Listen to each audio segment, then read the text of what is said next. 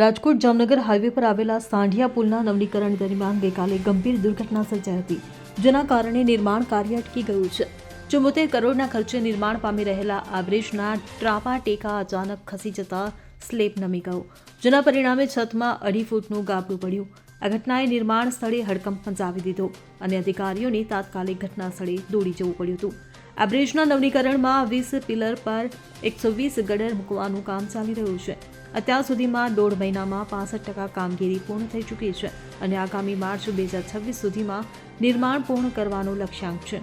જો કે આ દુર્ઘટના બાદ નિર્માણ કાર્યને વધુ સઘન અને સુરક્ષિત બનાવવા અધિકારીઓને આદેશ આપવામાં આવ્યા છે। આ ઘટનાએ બ્રિજની ગુણવત્તા અને સલામતી અંગે ચિંતા ઊભી કરી છે।